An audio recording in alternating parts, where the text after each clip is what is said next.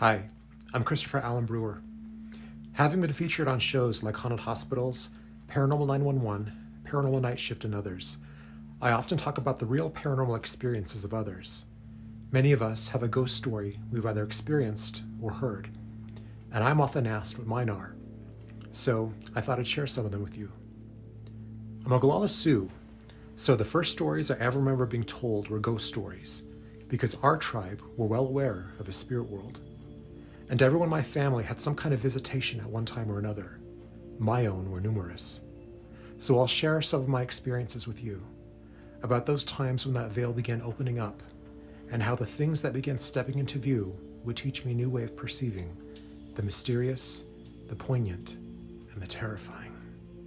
And for those of you who prefer something more live, I'll be speaking at the Denver Fan Expo on Halloween weekend with a special Future Ghost panel called Selfies From The Underworld.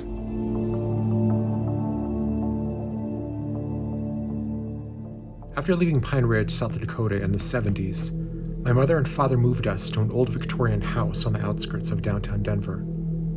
Our family was Sioux, and as far back as we could remember, our native spirituality taught us about the existence of a spirit world. Some spirits had messages for us, so we could expect them to approach us in both our dream time and our waking lives. Some spirits would have no messages for us, but would appear to us all the same. Maybe because we were taught to expect them to. Maybe because it was just in our DNA. The house my father moved us to was spooky enough during the day, but it didn't help that he worked nights and my mother and I were often alone. I was only a little boy, but my mother put me in the same room where a previous tenant had hung herself in the closet. The closet didn't even have a door. It was more like a heavy curtain you could pull to the side. And some nights, you could hear the woman crying from this closet. And some nights, you could see her blue feet swinging from beneath the curtain. Why would you put your kid in here? There was also a large, heavy cellar door, which was always closed, but one time, it was not. It was completely open, like a large, yawning mouth, revealing dark basement steps to unknown rooms. I approached cautiously, my little hands resting on the rim of the door, when BAM! Something slammed the door shut with a powerful force. Instinctively, I jumped backward in terror, but I wasn't quick enough. The door caught one of my fingers and cut it open.